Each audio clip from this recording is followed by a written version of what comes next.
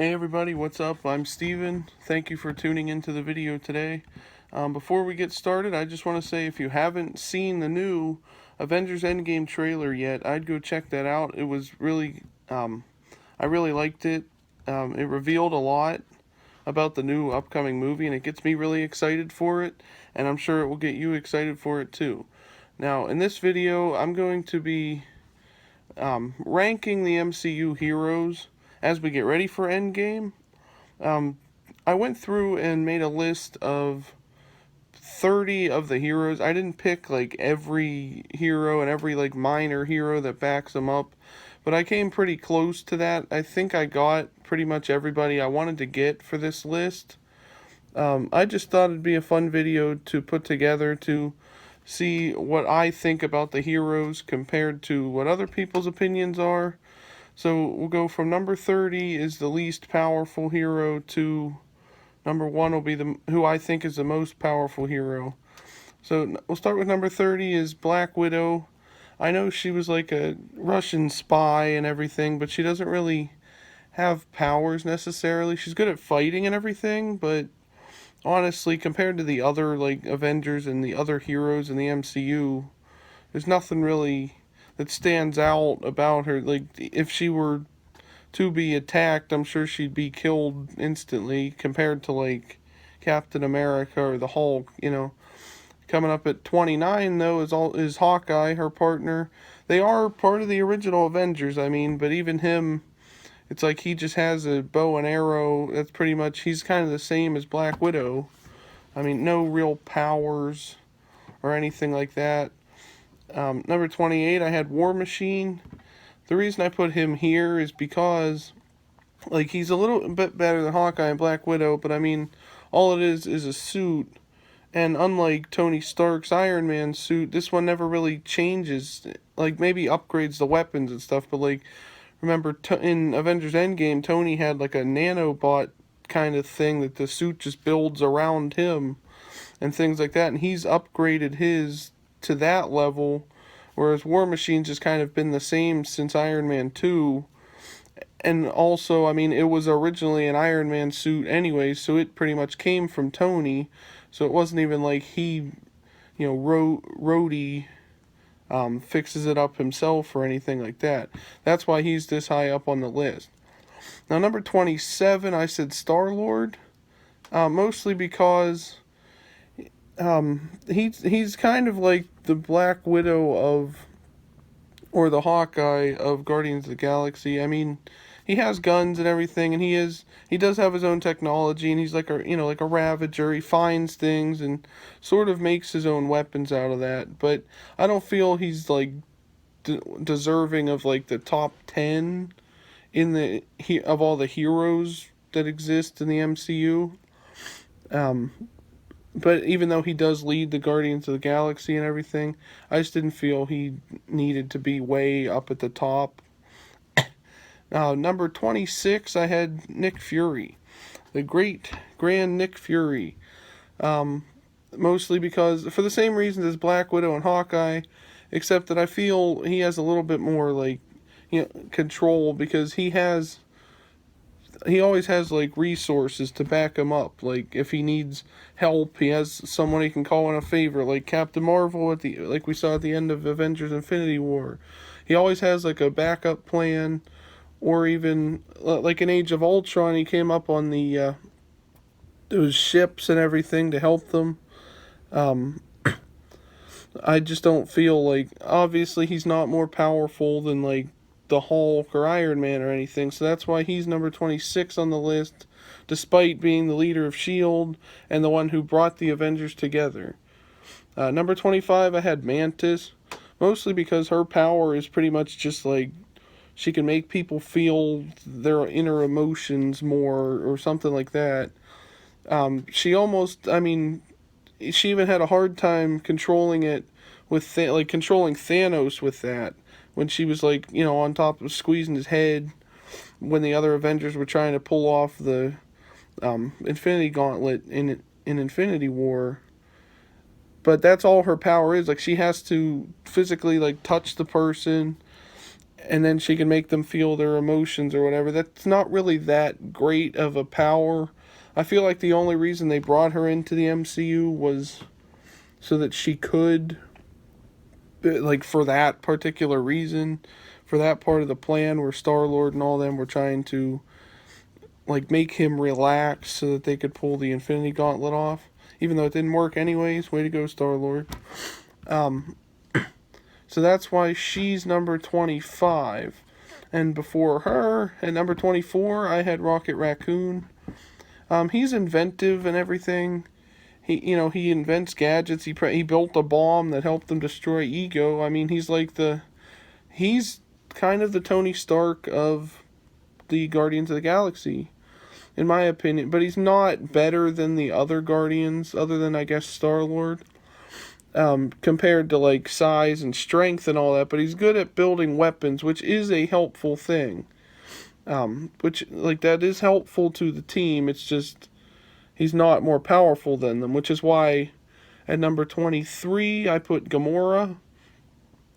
Just because of her fighting and all that. She's good with swords, and she knows things. Like, she knew where the Soul Stone was, because she found a map to it, and she's good at keeping secrets. I think. I mean, at least she was until she broke that secret to Thanos, pretty much. And she's a good fighter. I'd consider her the Black Widow of the Guardians of the Galaxy. So she's not better than some of the other ones.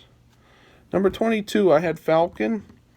It's kind of the same thing with, like, War Machine, in a way, because you don't really ever see his suit change at all. Like, he doesn't really. There are a couple improvements, like we see in Captain America Civil War. He has that, like, drone thing that shoots off his back that has its own wings and stuff, flies around. It's like a little falcon of its own.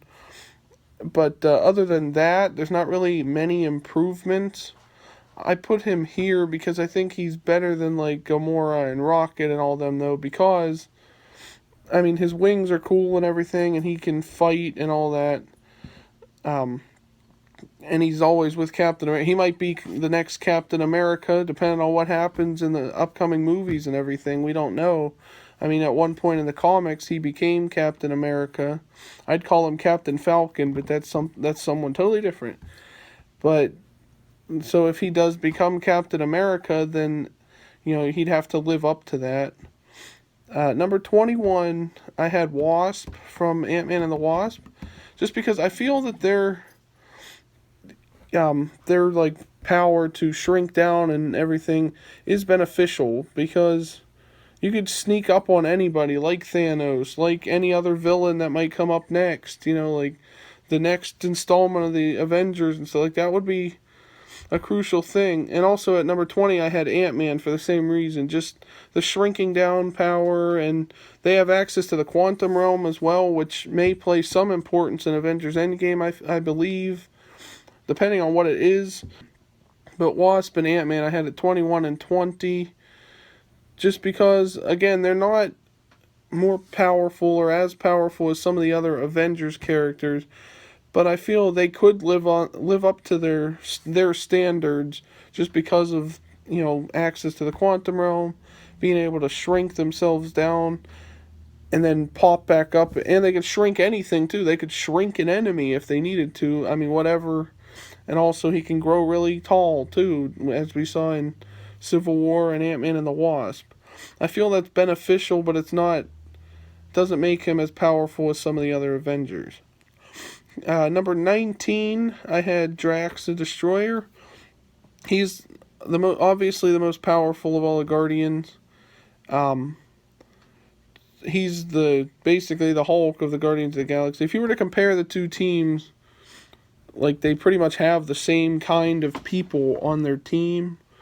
I put Drax here because strength-wise, he's the strongest of all the Guardians of the Galaxy. So that makes him better than, like, Gamora and Star-Lord and all them. Next up, I had Winter Soldier at number 18. Just because of the metal arm and his fighting and everything and he's good with weapons and all that, and he works alongside Captain. He's been working alongside Captain America now. I think he was better than Drax, just in the sense of fighting skill and just the guns and everything. But not better than the actual like Avengers. And also, he's pretty much a super soldier, just like Captain America is, which would make him almost exactly the same as Captain America.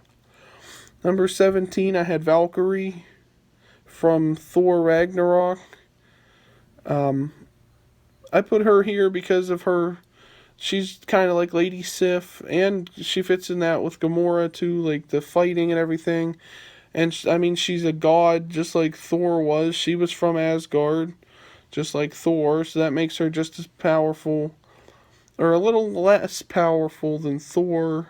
I mean, she can't shoot lightning out of her hands and stuff, but she's still, that would make her pretty much invincible. Like, I mean, Thor can be hurt and killed too, but not as bad. Like, it would take a while, because the Asgardians are more powerful than most people. Number 16, I had Groot. I forgot Groot at first when I was making this list, but then I kicked myself because I love Groot. I think he's really funny. So I put him here because honestly he has powers. Compared to Drax, I mean, he can just like grow trees and grow taller, grow shorter, throw people around, whatever. It was hilarious, that scene in Guardians 1 when he's just like slamming people against the wall and he's just like screaming and stuff. And then he turns around and smiles. That was hilarious. So I love Groot, and I put him at number 16. I think he's the greatest of at least all the Guardians of the Galaxy. And even he has the power to grow back when he dies, like we saw in the first Guardians movie. So none of the other Guardians can do that as far as we know. I mean, yeah, Star-Lord was a Celestial, but then once Ego was destroyed, he doesn't have those powers anymore. So he's just nothing now compared to Groot. Number 15, I had Quicksilver.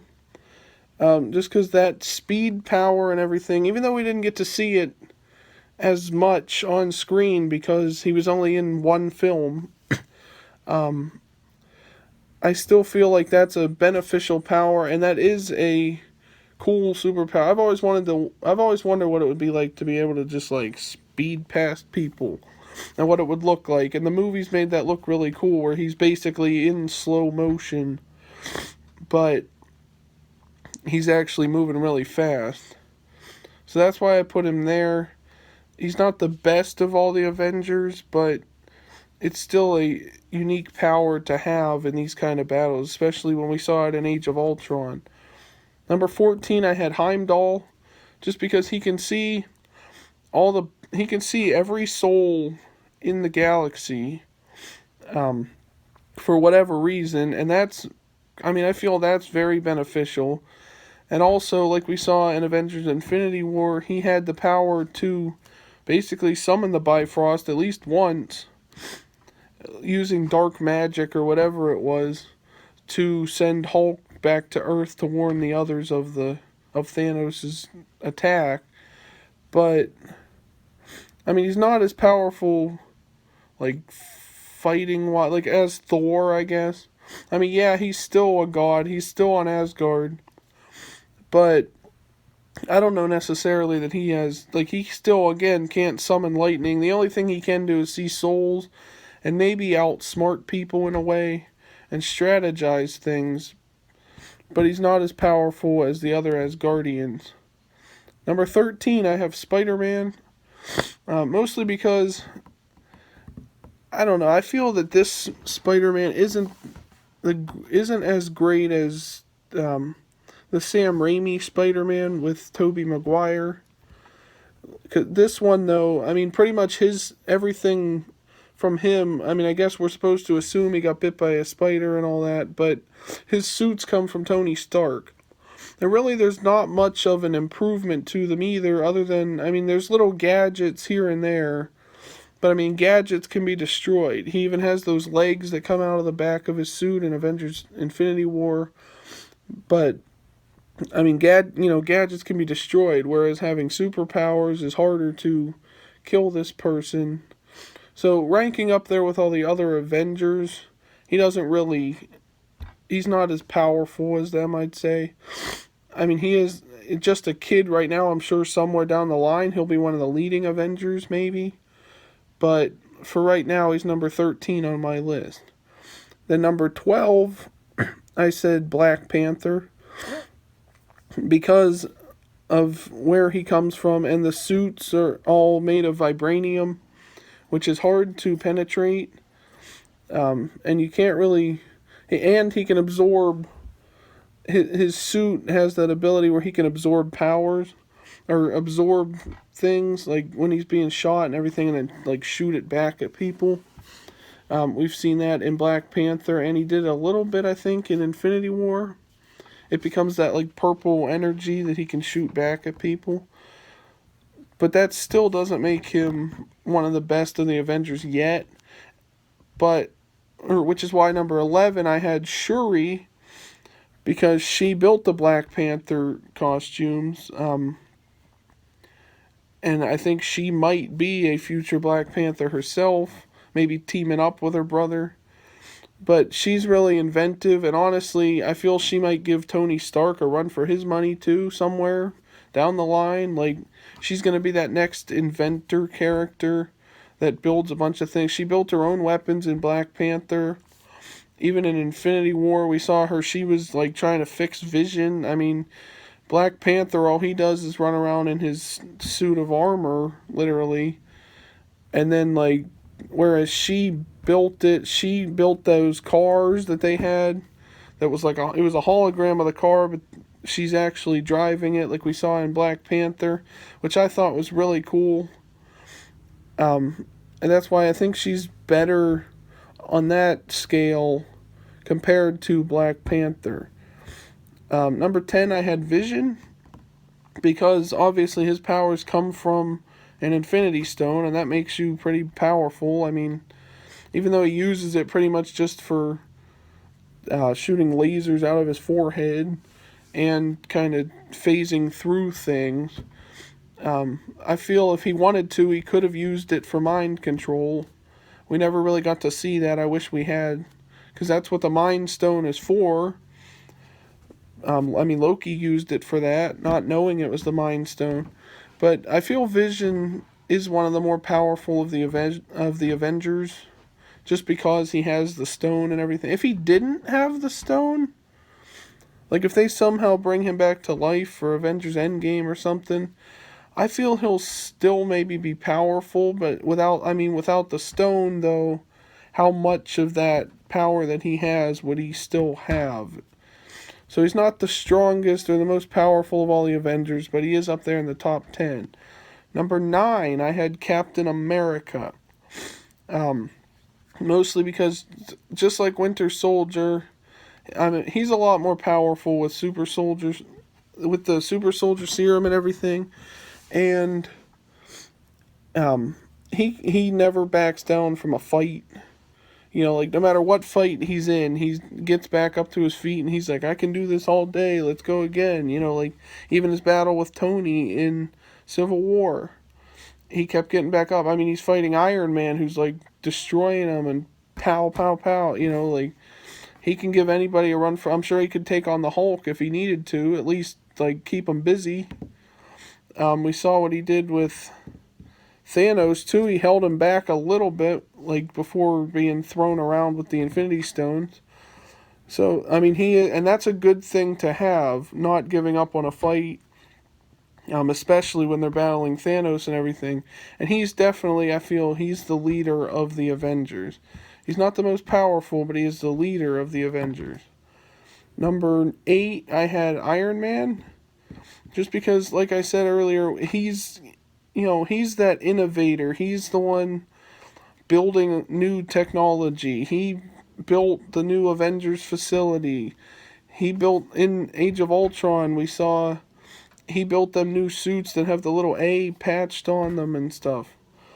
So he's the one that's inventing things, coming up with new ideas for the Avengers. He's not the leader of the Avengers, like I said, Captain America is, but he's powerful because of his suits too. Like his suits keep improving, which makes him dangerous in a way, if you ask me, because the more he improves with his suits, like he even built the Hulk Buster to withstand the Hulk. Imagine what he could do, like if he manages to get back to Earth in Avengers Endgame,